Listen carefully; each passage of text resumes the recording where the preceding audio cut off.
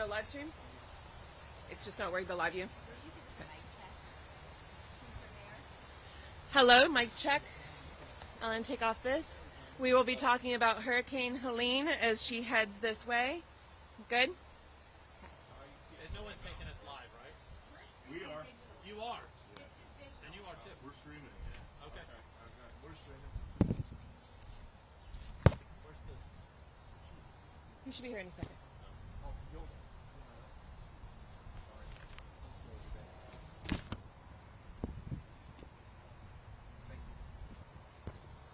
Well, I figured y'all are going to go probably on the coast or something like that, because that's what you do anyway, so there you go. I was hoping to go the whole day and stay dry. Sorry. Put the mic down.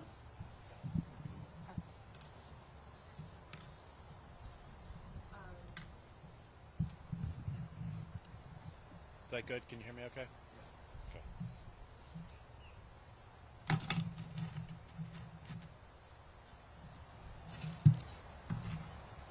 Well, it's to hold the thing down so it doesn't blow away. Oh. That's okay. That's all right. All right. Should we wait for the fire chief or? Coming with an umbrella. I had an umbrella. I just figured I was close enough. I could run over. So. Oh no, somebody else with an umbrella. I saw the fire chief's car and I thought that was him.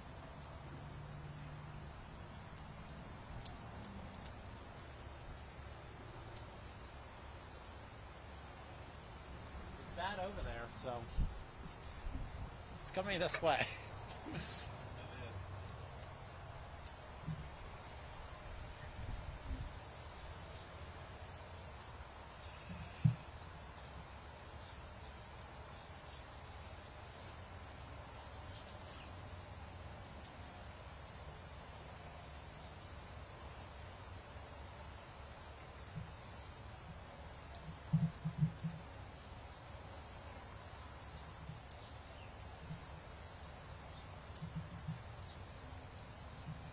How y'all doing?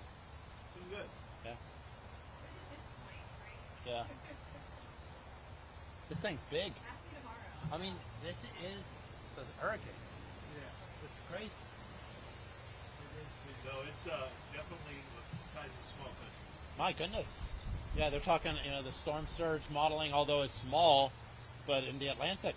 If you want to get started, he'll be here by the time. Okay. There he is.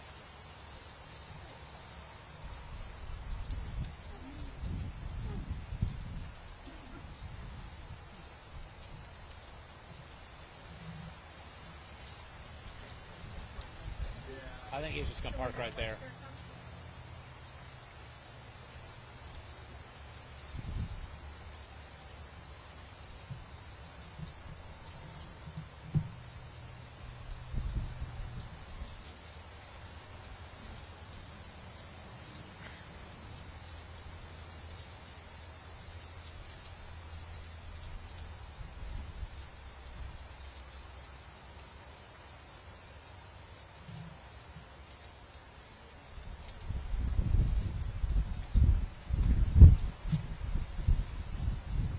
Sorry, everybody.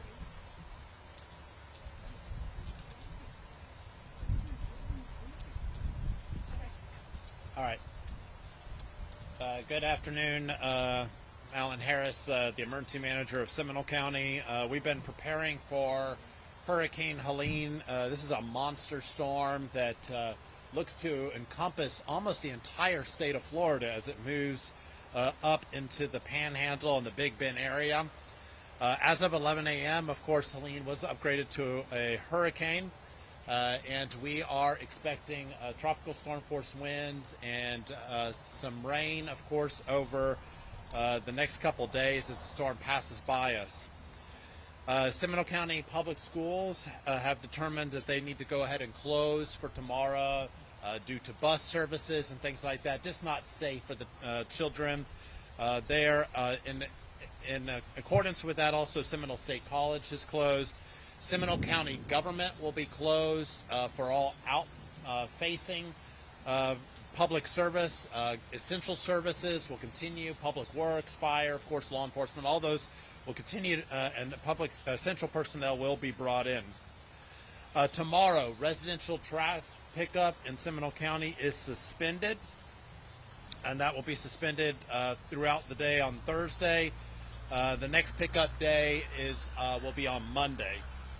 The landfill and the central transfer station will be open until noon for commercial traffic, as well as residents that would like to bring their trash to those locations.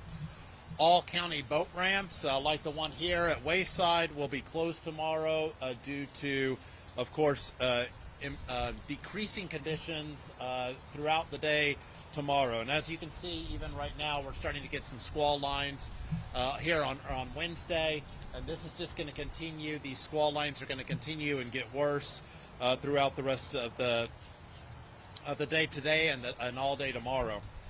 One of our concerns, of course, was the St. Johns River. That's where we are, of course, today. We are just inches below action stage. These rain showers, these squalls that come through, will likely put us back into action stage along the St. Johns River, potentially into minor, depending on where the squall lines up and how much rain we get. So we're going to continue to monitor the track of the storm. We're in the Emergency Operations Center activated, and we will be throughout the day today and tomorrow until the storm passes us by. For some more information on preparedness, I'd like to go ahead and turn it over to Fire Chief Matt Kinley. So good afternoon, Matt Kinley, Fire Chief, Seminole County Fire Department. In preparation for the incoming weather or current weather, we'll be staffing 2 high water vehicles this evening, along with 4 woods trucks for chainsaw crews, just in case we need to open up some roads. Additionally, we do have crews on standby for deployment to our neighbors up north. Obviously, they're going to be experiencing some extreme weather and are sure that they're going to need some help. With the expected wind and rain, that's always brings a chance for power outages. I'd just like to take this opportunity to talk a little bit about generator safety. It seems like every year we have some very bad outcomes when it comes to generators and carbon monoxide. Never place your generator inside of a structure. Keep it at least 20 feet away from your home. Avoid placing it near any open doors or open windows that can allow the carbon monoxide to get inside. Don't refuel your generator while it's still hot. That obviously can cause a fire. And lastly, carbon monoxide alarms save lives. If you don't have one, now is the time to get one if you're going to use a generator. Thank you. Any questions?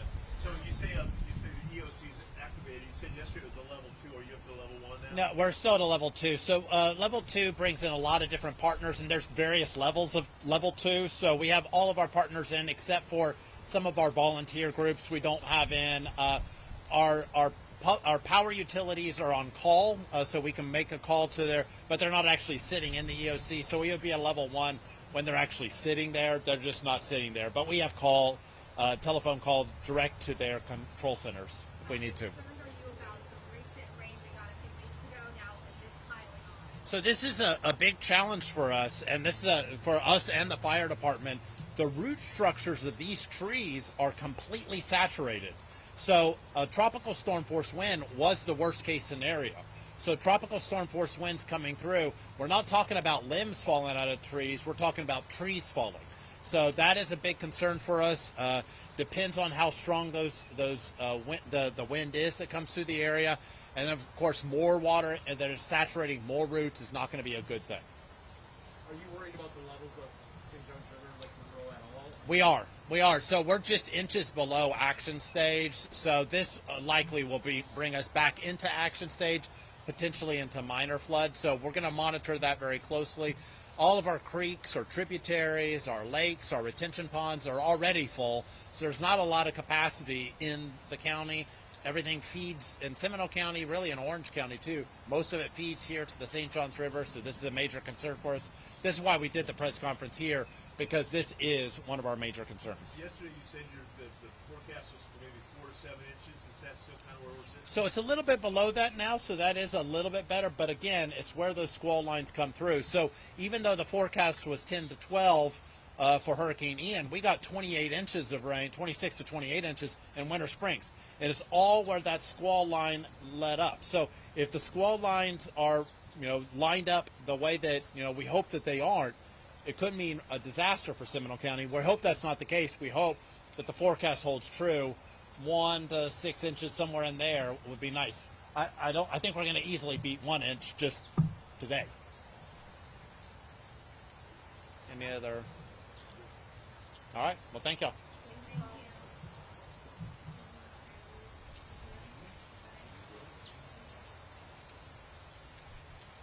right. Sorry we got everyone